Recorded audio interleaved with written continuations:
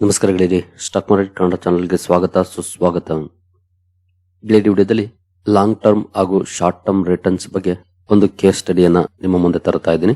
ನಾವು ಯಾವಾಗ್ಲೂ ನೋಡ್ತಾ ಇರ್ತೀವಿ ಅಥವಾ ಹೇಳ್ತಾ ಇರ್ತೀವಿ, ಲಾಂಗ್ ಟರ್ಮ್ ಅಲ್ಲಿ ಮಾರ್ಕೆಟ್ ಅಲ್ಲಿ ಲಾಭ ಸಿಗುತ್ತೆ, ಶಾರ್ಟ್ ಟರ್ಮ್ ವೊಲಟಿಲಿಟಿ ಇರುತ್ತೆ, ಅದನ್ನ ನಾವು ಬೇರ್ ಮಾಡಬೇಕು ಅಂತ. ಓವರ್ ದ ಇಯರ್ಸ್ ಪರ್ಫಾರ್ಮೆನ್ಸ್ ಅನ್ನು ನೋಡಿದ್ರೆ ಯಾವ ರೀತಿ ಇದೆ ಅದ್ರ ಬಗ್ಗೆ ತಿಳ್ಕೊಂಡ್ರೆ ನಮ್ಗೊಂದು ಪಿಕ್ಚರ್ ಗೊತ್ತಾಗುತ್ತೆ. ಹಾಗಾಗಿ ಅದ್ರ ಬಗ್ಗೆ ತಿಳ್ಕೊಳ್ಳೋಂತ ಪ್ರಯತ್ನವನ್ನ ಮಾಡೋಣ. ಯಾಕಂದ್ರೆ ಮಾರ್ಕೆಟ್ ಕಂಡೀಷನ್ ಅಂತೂ ಲಾಸ್ಟ್ 1.5 ವರ್ಷದಿಂದ ಅಷ್ಟೇನು ಚೆನ್ನಾಗಿಲ್ಲ. ತುಂಬಾ ಜನ ಈಗಾಗಲೇ ಮಾರ್ಕೆಟ್ ನ ಸರಿ ಇಲ್ಲ ಅಂತ ಬೈಕೊಳ್ಳೋರಿದ್ದಾರೆ. ಇಂತಹ ಸಮಯದಲ್ಲಿ ಈ ವಿಷಯಗಳನ್ನ ತಿಳ್ಕೊಂಡ್ರೆ ಮೇ ಬಿ ಅದು ನಮ್ಗೆ ಒಂದಷ್ಟು ಸಹಾಯಕಾರಿ ಆಗ್ಬೋದು. ನೋಡೋಣ, ಇದ್ರ ಬಗ್ಗೆ ತಿಳ್ಕೊಳ್ಳೋಣ. ಮೊದಲಿಗೆ ಡಿಸ್ಕ್ಲೇಮರ್ ಕೊಡಲಿಕ್ಕೆ ಇಷ್ಟಪಡ್ತೀನಿ. ಇಲ್ಲಿ ಯಾವ್ದಾದ್ರು ನಾನು ಸ್ಟಾಕ್ ಅಥವಾ ಮ್ಯೂಚುವಲ್ ಫಂಡ್ ಅನ್ನ ಮೆನ್ಷನ್ ಮಾಡಿದ್ರೆ ಅದ್ಯಾವುದನ್ನು ಕೂಡ ನಾನು ರೆಕಮೆಂಡ್ ಮಾಡೋದಿಲ್ಲ. ನೀವು ಫರ್ದರ್ ಸ್ಟಡಿ ಮೆಡಿಟೇಷನ್ ತಗೊಳ್ಬಹುದು. ಆಸ್ ಎಜುಕೇಶನಲ್ ಪರ್ಪಸ್ ನಾನು ವಿಡಿಯೋ ಮುಂದೆ ತರ್ತಾ ಇದ್ದೀನಿ.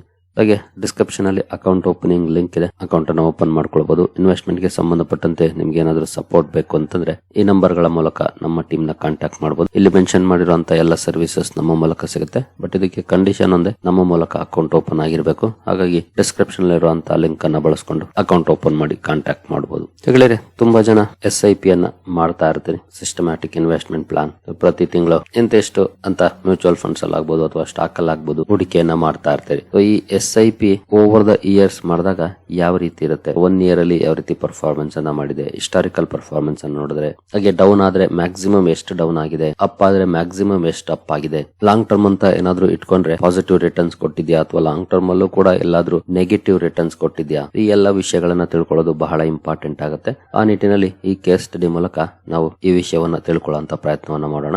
ಮೊದಲಿಗೆ short term SIPs may yield flat or negative returns due to volatility. ಅಂದ್ರೆ ಶಾರ್ಟ್ ಟರ್ಮ್ ಅಲ್ಲಿ ರಿಟರ್ನ್ಸ್ ಅಲ್ಲಿ ವೇರಿಯೇಷನ್ ಆಗಿದೆ. ಟೈಮ್ಸ್ ಫ್ಲಾಟ್ ಇರಬಹುದು, ಹಾಗೆ ಟೈಮ್ಸ್ ನೆಗೆಟಿವ್ ಕೂಡ ಇದೆ. ಯಾಕಂದ್ರೆ ಮಾರ್ಕೆಟ್ ಅಪ್ಸ್ ಅಂಡ್ ಡೌನ್ಸ್ ಮೂಲಕನೇ ಮೂವ್ ಆಗೋದ್ರಿಂದ ಶಾರ್ಟ್ ಟರ್ಮ್ ಅಲ್ಲಿ ಈಲ್ಡ್ ಅಷ್ಟೇನು ಚೆನ್ನಾಗಿಲ್ದೇ ಇರಬಹುದು. ಅದೇ ನಾವು SIPs held for 5 to 7 years often yield positive stable returns. 5 ರಿಂದ 7 ವರ್ಷ SIPs ಅನ್ನ ಮಾಡಿದ್ದಾರೆ, ಕಂಟಿನ್ಯೂ ಮಾಡಿದ್ದಾರೆ ಹೂಡಿಕೆಯನ್ನ ಅಂತಂದ್ರೆ ಅಂತಹ SIPs ಅಲ್ಲಿ ಪಾಸಿಟಿವ್ ಹಾಗೂ ಸ್ಟೇಬಲ್ ರಿಟರ್ನ್ಸ್ ಅನ್ನ ಎಕ್ಸ್ಪೆಕ್ಟ್ ಮಾಡಬಹುದಾಗಿರುತ್ತೆ. ಹಿಸ್ಟಾರಿಕಲ್ ಪರ್ಫಾರ್ಮೆನ್ಸ್ ಅನ್ನು ನೋಡಿದ್ರೆ ಆ ರೀತಿ ಪರ್ಫಾರ್ಮೆನ್ಸ್ ನೋಡ್ಲಿಕ್ಕೆ ಸಿಕ್ಕಿದೆ. ಇನ್ನು ಮೂರನೇದಾಗಿ longer SIP durations reduce risk and improve return consistency. ನೀವು ಎಷ್ಟು ಜಾಸ್ತಿ ದಿನ ಹೂಡಿಕೆಯನ್ನ ಕಂಟಿನ್ಯೂ ಮಾಡ್ತಿರೋ ಅಥವಾ ಹೋಲ್ಡಿಂಗ್ ಅನ್ನ ಕಂಟಿನ್ಯೂ ಮಾಡ್ತಿರೋ ಅಷ್ಟು ರಿಸ್ಕ್ ಅನ್ನ ಕಡಿಮೆ ಮಾಡಿದೆ, ಜೊತೆಗೆ ಕನ್ಸಿಸ್ಟೆಂಟ್ ಆಗಿ ರಿಟರ್ನ್ಸ್ ಅನ್ನ ಕೊಟ್ಟಿದೆ ಲಾಂಗರ್ SIPs. ಇದೆ ಇಲ್ಲಿರುವಂತಹ ಡಿಫರೆನ್ಸ್. ಶಾರ್ಟ್ ಟರ್ಮ್ ಅಲ್ಲಿ ಖಂಡಿತ ಮಾರ್ಕೆಟ್ ಅಲ್ಲಿ ವೊಲಟಿಲಿಟಿ ಇರುತ್ತೆ, ಹಾಗೆ ರಿಟರ್ನ್ಸ್ ಅಲ್ಲಿ ವೇರಿಯೇಷನ್ಸ್ ಜಾಸ್ತಿ ಇರುತ್ತೆ. ಬಟ್ ಲಾಂಗರ್ ಪೀರಿಯಡ್ ಅಂತ ತಗೊಂಡಾಗ ಆ ವೊಲಟಿಲಿಟಿ ಇದ್ರೂ ಕೂಡ ಅಡ್ಜಸ್ಟ್ ಆಗುತ್ತೆ. ಯಾಕಂದ್ರೆ ಒಂದ್ ವರ್ಷ ತುಂಬಾ ಚೆನ್ನಾಗಿ ಪರ್ಫಾರ್ಮ್ ಮಾಡುತ್ತೆ ಮಾರ್ಕೆಟ್, ಇನ್ನೊಂದ್ ವರ್ಷ ಅಂಡರ್ ಪರ್ಫಾರ್ಮೆನ್ಸ್ ಮಾಡಬಹುದು ಅಥವಾ ಅವರೇಜ್ ರಿಟರ್ನ್ ಸಿಗಬಹುದು. ಅದೆಲ್ಲವೂ ಕೂಡ ಅವರೇಜ್ ಆಗೋದ್ರಿಂದ ಬೆಟರ್ ಪರ್ಫಾರ್ಮೆನ್ಸ್ ಇರುತ್ತೆ. ಲಾಂಗ್ ಟರ್ಮ್ ಅಲ್ಲಿ ರಿಸ್ಕ್ ಕೂಡ ಕಡಿಮೆ ಆಗುತ್ತೆ ಇನ್ವೆಸ್ಟರ್ಸ್ಗೆ. ಇನ್ನು ಹಿಸ್ಟ್ರಿ ಏನ್ ಹೇಳುತ್ತೆ, ಇಲ್ಲಿ SIP XIRR ರಿಟರ್ನ್ಸ್ ಇದೆ. ಹೋಲ್ಡಿಂಗ್ ಪೀರಿಯಡ್ ಬಂದು 1 ರಿಂದ 3 ವರ್ಷ. XIRR ಅಂದ್ರೆ extended internal rate of returns ಅಂತ. ಇಲ್ಲಿ 1 to 3 years ಅನ್ನ ನೋಡಿದ್ರೆ ಅವರೇಜ್ ಪರ್ಫಾರ್ಮೆನ್ಸ್ ಅಂತ ನೋಡಿದ್ರೆ 1 ಇಯರ್ ಅಲ್ಲಿ 17% ರಿಟರ್ನ್ಸ್ ಅನ್ನ ಜನರೇಟ್ ಮಾಡಿದೆ SIP XIRR ಟರ್ಮ್ಸ್ ಅಲ್ಲಿ. ಅದೇ 2 years ಅಲ್ಲಿ 16% ಇದೆ, 3 years ಅಲ್ಲಿ 16% ಇದೆ. ಅವರೇಜ್ ಮ್ಯಾಕ್ಸಿಮಮ್ ಅಂತ ನೋಡಿದ್ರೆ 1 ಇಯರ್ ಅಲ್ಲಿ 141% ರಿಟರ್ನ್ಸ್ ಜನರೇಟ್ ಆಗಿದೆ, 2 years ಅಲ್ಲಿ 67 ಇದೆ, 3 years ಅಲ್ಲಿ 54% ಇದೆ. ಇನ್ನು ಮಿನಿಮಮ್ ರಿಟರ್ನ್ಸ್ ಅಂತ ನೋಡೋದಾದ್ರೆ 65% ನೆಗೆಟಿವ್ ಆಗಿದೆ 1 ವರ್ಷದಲ್ಲಿ, 2 ವರ್ಷದಲ್ಲಿ 40% ನೆಗೆಟಿವ್, 3 ವರ್ಷದಲ್ಲಿ 22% ನೆಗೆಟಿವ್. ನೀವು ಇಲ್ಲಿ ನೋಡಬಹುದು 1 ವರ್ಷದ ಮಿನಿಮಮ್ ರಿಟರ್ನ್ಸ್ ಎಷ್ಟು, 65%. ಅದೇ ಪೋರ್ಟ್ಫೋಲಿಯೋನ ಜಸ್ಟ್ ಹೋಲ್ಡ್ ಮಾಡಿದ್ರು ನೆಕ್ಸ್ಟ್ 25% ಕಡಿಮೆ ಆಗಿದೆ, 40% ಮೈನಸ್ ಆಗಿದೆ. ಇನ್ನು 1 ವರ್ಷ ಹೋಲ್ಡ್ ಮಾಡಿದ್ರೆ 22% ಬಂತು, ಅಂದ್ರೆ ಇನ್ನು 18% ಕಡಿಮೆ ಆಯ್ತು. ಅಂದ್ರೆ ಲಾಸ್ ಕಡಿಮೆ ಆಯ್ತು, ರಿಕವರ್ ಆಯ್ತು. ಇದೇನನ್ನ ತೋರಿಸ್ತಾ ಇದೆ, ಲಾಂಗ್ ಟರ್ಮ್ ಅಂತ ಹೋದಾಗ ನಮ್ಮ ಲಾಸಸ್ ಕಡಿಮೆ ಆಗುವಂತ ಚಾನ್ಸಸ್ ಇರುತ್ತೆ ಅನ್ನೋದನ್ನ ತೋರಿಸ್ತಾ ಇದೆ, ಗ್ರಾಜುಯಲ್ ಆಗಿ ಲಾಸ್ ಕಡಿಮೆ ಆಗೋ ಮೂಲಕ. ಇನ್ನು ಇಯರ್ ವೈಸ್ ನಾವು ಪರ್ಫಾರ್ಮೆನ್ಸ್ ಅನ್ನು ನೋಡಿದ್ರೆ, ಇನ್ ಕೇಸ್ ಜನವರಿ 2000 ಯಾರಾದ್ರೂ ಹೂಡಿಕೆಯನ್ನ ಮಾಡಿದ್ರೆ 2000ನೇ ಇಸ್ವಿಯಲ್ಲಿ, ಜನವರಿ 2000ನೇ ಇಸ್ವಿಯಲ್ಲಿ ಮಾಡಿದ್ರೆ ಮೊದಲ 1 ವರ್ಷ 18% ನೆಗೆಟಿವ್ ಆಗಿದೆ, 2ನೇ ವರ್ಷ 14% ನೆಗೆಟಿವ್ ಆಗಿದೆ, 3ನೇ ವರ್ಷಕ್ಕೆ ನೋಡಬಹುದು ಜಸ್ಟ್ 2% ನೆಗೆಟಿವ್ ಆಗಿದೆ. ಅಂದ್ರೆ 3 years ಅಲ್ಲಿ ಯಾವುದೇ ರಿಟರ್ನ್ ಸಿಕ್ಕಿಲ್ಲ. ಆದ್ರೆ ಮೊದಲನೇ ವರ್ಷಕ್ಕೂ 3ನೇ ವರ್ಷಕ್ಕೂ ಕಂಪೇರ್ ಮಾಡಿದ್ರೆ ಲಾಸ್ ಎಷ್ಟು ಡಿಫರೆನ್ಸ್ ಆಗಿದೆ ನೋಡಿ. 18% ಲಾಸ್ ಇದ್ದು ಜಸ್ಟ್ 2% ಬಂದಿದೆ, ಅಂದ್ರೆ ಇಂಪ್ರೂವ್ ಆಗಿದೆ. ಯಾಕಂದ್ರೆ ಮಾರ್ಕೆಟ್ ಆಗ .com ಬಬಲ್ ಬರ್ಸ್ಟ್ ಆಗಿ ಕ್ರಾಶ್ ಆಗಿತ್ತು, ಹಾಗಾಗಿ ಅಲ್ಲಿ ಆ ತರ ರಿಟರ್ನ್ಸ್ ಜನರೇಟ್ ಆಗಿದೆ. ಇನ್ನು ಜನವರಿ 2001ರಲ್ಲಿ ಯಾರಾದ್ರೂ ಶುರು ಮಾಡಿದ್ರೆ ಮೊದಲನೇ ವರ್ಷ ನೋಡಬಹುದು 9% ಮೈನಸ್ ಆಗಿದೆ ಪೋರ್ಟ್ಫೋಲಿಯೋ. ಎರಡನೇ ವರ್ಷಕ್ಕೆ 4% ಪಾಸಿಟಿವ್ ಆಗಿದೆ, ಮೂರನೇ ವರ್ಷಕ್ಕೆ 42% ಪಾಸಿಟಿವ್ ಆಗಿದೆ. ಯಾವ ರೀತಿ ರಿಟರ್ನ್ಸ್ ಜನರೇಟ್ ಆಗಿದೆ ನೋಡಬಹುದು ಇಲ್ಲಿ. ಹಾಗೆ ಜನವರಿ 2002ರಲ್ಲಿ ಯಾರಾದ್ರೂ ಶುರು ಮಾಡಿದ್ರೆ ಮೊದಲನೇ ವರ್ಷ 13% ರಿಟರ್ನ್ಸ್ ಜನರೇಟ್ ಆಗಿದೆ, ಎರಡನೇ ವರ್ಷ 67% ಇದೆ, ಮೂರನೇ ವರ್ಷ 39% ರಿಟರ್ನ್ಸ್ ಜನರೇಟ್ ಆಗಿದೆ. ಇನ್ನು ಜನವರಿ 2003ಕ್ಕೆ ಬಂದ್ರೆ ಮೊದಲನೇ ವರ್ಷನೇ 141% ರಿಟರ್ನ್ಸ್ ಜನರೇಟ್ ಆಗಿದೆ, ಹಾಗೆ ಎರಡನೇ ವರ್ಷಕ್ಕೆ 47% ರಿಟರ್ನ್ಸ್ ಜನರೇಟ್ ಆಗಿದೆ, ಮೂರನೇ ವರ್ಷಕ್ಕೆ 44% ಆಗಿದೆ. ಅವರೇಜ್ ಆಗ್ತಾ ಬಂತು. ಎಲ್ಲಾ ವರ್ಷನೂ ಈ ತರನೇ ಇರೋದಿಲ್ಲ, ಅದು ನೆನಪಿರ್ಲಿ. ನೆಕ್ಸ್ಟ್ ಜನವರಿ 2004ರಲ್ಲಿ 41%, ಅಂದ್ರೆ 2004ರಲ್ಲಿ ಹೂಡಿಕೆ ಮಾಡಿದ್ರೆ ಮೊದಲನೇ ವರ್ಷ 41%, ಎರಡನೇ ವರ್ಷ 43%, ಮೂರನೇ ವರ್ಷ ಕೂಡ 42% ರಿಟರ್ನ್ಸ್ ಜನರೇಟ್ ಆಗಿದೆ. ಇದೇ ರೀತಿ ಹೋಗುತ್ತೆ ಲಿಸ್ಟ್. ಅದೇ ನಾವು ಜನವರಿ 2006ಕ್ಕೆ ಬಂದ್ರೆ ಇಲ್ಲಿ ಮೊದಲನೇ ವರ್ಷ 42%, ಮೂರನೇ ವರ್ಷ ಎರಡನೇ ವರ್ಷ ನೋಡಬಹುದು 57%, ಮೂರನೇ ವರ್ಷ 15% ಮೈನಸ್ ಆಗಿದೆ. ನಂತರ 2008 ಗ್ಲೋಬಲ್ ಕ್ರೈಸಿಸ್, ಆ ವರ್ಷಕ್ಕೆ ಬಂದ್ರೆ ನೋಡಬಹುದು ಮೊದಲನೇ ವರ್ಷ 47% ಮೈನಸ್ ಆಗಿದೆ, ಅದೇ ಎರಡನೇ ವರ್ಷ 28% ಪಾಸಿಟಿವ್, ಮೂರನೇ ವರ್ಷಕ್ಕೆ 24% ಪಾಸಿಟಿವ್. ಮಾರ್ಕೆಟ್ ಕ್ರಾಶ್ ಆಯ್ತು ಬಟ್ ರಿಕವರ್ ಆಗಿದೆ. ನೆಕ್ಸ್ಟ್ SIP ರಿಟರ್ನ್ಸ್ ಅವರೇಜ್ ಆಯ್ತು. ಹೀಗೆ ಹೋಗ್ತಾ ಇದೆ ಲಿಸ್ಟ್ ಇದು. ಇಲ್ಲಿ ನೀವು ಮೊದಲನೇ ವರ್ಷ ಸುಮಾರು ನೆಗೆಟಿವ್ಸ್ ಅನ್ನ ನೋಡಬಹುದು. 2000ದಿಂದ 2025ವರೆಗೂ ತಗೊಂಡ್ರೆ ನೋಡಬಹುದು 2000ನೇ ಇಸ್ವಿಯಲ್ಲಿ ಮೈನಸ್ ಆಗಿದೆ, 2001ರಲ್ಲಿ ಮೈನಸ್ ಆಗಿದೆ, ನಂತರ 2008ರಲ್ಲಿ, ನಂತರ 2011ರಲ್ಲಿ, 2015ರಲ್ಲಿ ಮೈನಸ್ ಇದೆ. 4ರಿಂದ 5 ವರ್ಷಗಳು ಮೈನಸ್ ಅಲ್ಲಿ ಕಾಣುತ್ತೆ. ಅದೇ ನಾವು ಈ ಕಡೆ ಬಂದ್ರೆ ಜನವರಿ 2000ದಲ್ಲಿ ಮೈನಸ್ ಇದೆ, ಒಂದು ಇಲ್ಲಿ 2 ಇದೆ, 3 ಇದೆ, ನಂತರ ನೋಡಬಹುದು 3 ವರ್ಷ ಮೈನಸ್ ಇದೆ ಅಷ್ಟೇ. ಮೂರನೇ ವರ್ಷಕ್ಕೆ ಬಂದ್ರೆ ಓವರ್ ದ ಪೀರಿಯಡ್ ಪಾಸಿಟಿವ್ ಆಗ್ತಾ ಇದೆ. ಫಸ್ಟ್ ವರ್ಷ ನೆಗೆಟಿವ್ ಇದ್ರು ಕೂಡ. ಹಾಗೆ ಇನ್ನೂ ಒಂದು ಡೇಟಾ ಇದೆ, ಇದು 1ರಿಂದ 7 ವರ್ಷಗಳ ಡೇಟಾ. ಇಲ್ಲಿ ನೋಡಬಹುದು ಅವರೇಜ್ ರಿಟರ್ನ್ಸ್ 1 ವರ್ಷದಲ್ಲಿ 17, 2 ವರ್ಷದಲ್ಲಿ 16, 3 ವರ್ಷದಲ್ಲಿ 16, 4 ವರ್ಷದಲ್ಲಿ 17, 5 ವರ್ಷದಲ್ಲಿ 16, 6 ವರ್ಷದಲ್ಲೂ ಕೂಡ 16 ಇದೆ, 7 ವರ್ಷದಲ್ಲಿ 15% ರಿಟರ್ನ್ಸ್ ಇದೆ. ಮ್ಯಾಕ್ಸಿಮಮ್ ಕೂಡ ನೀವು ಇಲ್ಲಿ ನೋಡಬಹುದು 141ರಿಂದ 40% ವರೆಗೂ ಸಿಕ್ಕಿದೆ. ಇನ್ನು ಮಿನಿಮಮ್ ಅಂತಂದ್ರೆ -65% ಆಗಿದೆ. 1ರಿಂದ 3 ವರ್ಷ ತನಕ ನೋಡಿವಿ. 4ನೇ ವರ್ಷಕ್ಕೆ ಬಂದ್ರೆ ನೋಡಬಹುದು -8% ಬರೀ, ನಂತರ -4%, ನಂತರ 6ನೇ ವರ್ಷಕ್ಕೆ -2%, 7ನೇ ವರ್ಷಕ್ಕೆ 0 ಫ್ಲಾಟ್. ವರ್ಷಗಳು ಕಳೆದಂಗೆ ಲಾಸಸ್ ಕಡಿಮೆ ಆಗ್ತಾನೆ ಬರ್ತಾ ಇದೆ. ಅಂದ್ರೆ ಲಾಸ್ ನ ಪ್ರಾಬಬಿಲಿಟಿ ಕಡಿಮೆ ಆಗುತ್ತೆ ಲಾಂಗರ್ ಟರ್ಮ್ ಅಲ್ಲಿ. ಇಲ್ಲ ಅಷ್ಟೇ, ಫಸ್ಟ್ 3 ಇಯರ್ಸ್ ಅನ್ನ ನೋಡಿದ್ವಿ. ಅದೇ 4ನೇ ವರ್ಷ ಜನವರಿ 2000ದಲ್ಲಿ ಇನ್ವೆಸ್ಟ್ ಮಾಡಿದ್ರೆ 4ನೇ ವರ್ಷ ನೋಡಬಹುದು 28% ರಿಟರ್ನ್ಸ್ ಆಯ್ತು, 5ನೇ ವರ್ಷ 23, 6ನೇ ವರ್ಷ 27, 7ನೇ ವರ್ಷ 30. ಏನಾಯ್ತು, ಫಸ್ಟ್ 3 ಇಯರ್ಸ್ ನೆಗೆಟಿವ್ ಇತ್ತು, ಆನಂತರ ಯಾವ ರೀತಿ ಸಾಲಿಡ್ ರಿಕವರಿ ಬಂದಿದೆ ನೋಡಬಹುದು. ನಂತರ ಜನವರಿ 2001ರಲ್ಲಿ 9% ಮೈನಸ್ ಆಯ್ತು, ಆನಂತರ 4, 42, 30, 33, 35, 40 ಸಾಲಿಡ್ ಪರ್ಫಾರ್ಮೆನ್ಸ್ ಇದೆ ಮುಂದಿನ ವರ್ಷಗಳಲ್ಲಿ. ಇದೇ ರೀತಿ ನೀವು ನೋಡ್ಕೊಂಡು ಬನ್ನಿ. ಕಡಿಮೆ ಅಂತಂದ್ರೆ ಜನವರಿ 2005ರಲ್ಲಿ ಫಸ್ಟ್ 3 ಇಯರ್ಸ್ ಅಲ್ಲಿ ತುಂಬಾ ಚೆನ್ನಾಗಿ ಪರ್ಫಾರ್ಮೆನ್ಸ್ ಬಂತು. 4th ಇಯರ್ ನೋಡಬಹುದು 2% ಮೈನಸ್ ಆಯ್ತು, 5th year 19%, 6th year 19%, 7th year 7%. So ಈ ರೀತಿಯ ಪರ್ಫಾರ್ಮೆನ್ಸ್ ನೋಡ್ಲಿಕ್ಕೆ ಸಿಗ್ತಾ ಹೋಗ್ತಾ ಇದೆ.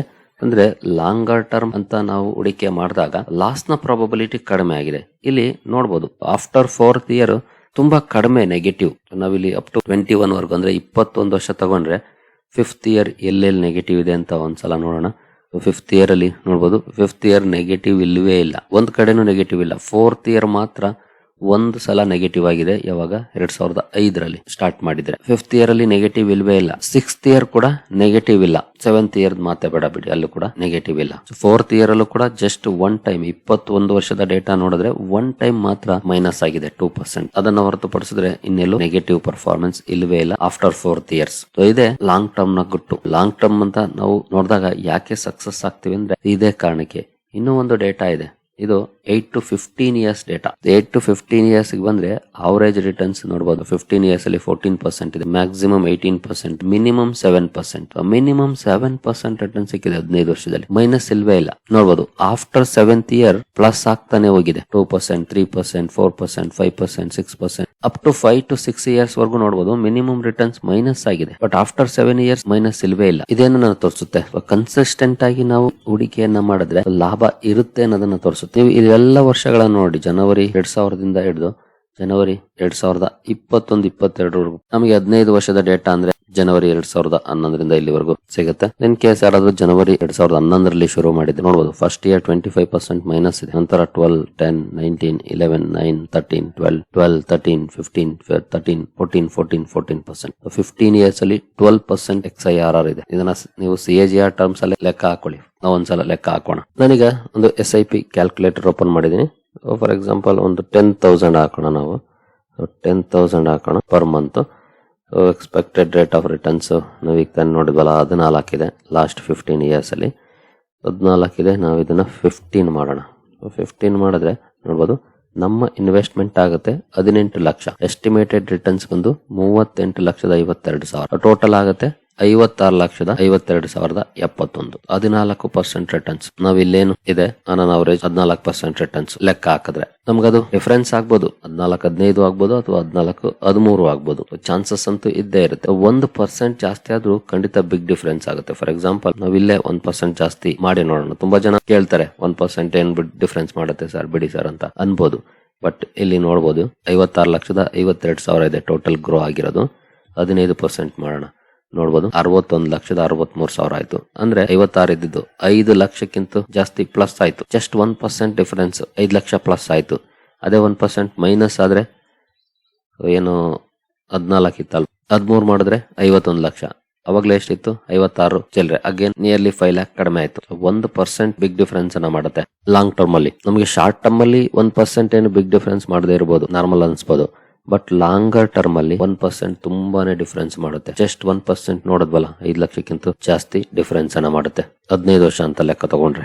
ಇದರಿಂದ ನಾವು ತಿಳ್ಕೊಂಡಿದ್ದೇನು, 1 to 3 years ಮಾರ್ಕೆಟ್ ಅಲ್ಲಿ ವಾಲಟಿಲಿಟಿ ಇರುತ್ತೆ, ನೆಗೆಟಿವ್ ಕೂಡ ಆಗ್ಬೋದು. ಬಟ್ ಒನ್ಸ್ ಒಂದು ಸೈಕಲ್ 5 years ಕಂಪ್ಲೀಟ್ ಆಯ್ತು ಅಂತಂದ್ರೆ ಆ ನಂತರ ನೆಗೆಟಿವ್ ಆಗೋ ಚಾನ್ಸಸ್ ತುಂಬಾನೇ ಕಡಿಮೆ, ಆಲ್ಮೋಸ್ಟ್ ಇಲ್ಲ ಅಂತಾನೆ ಹೇಳ್ಬೋದು.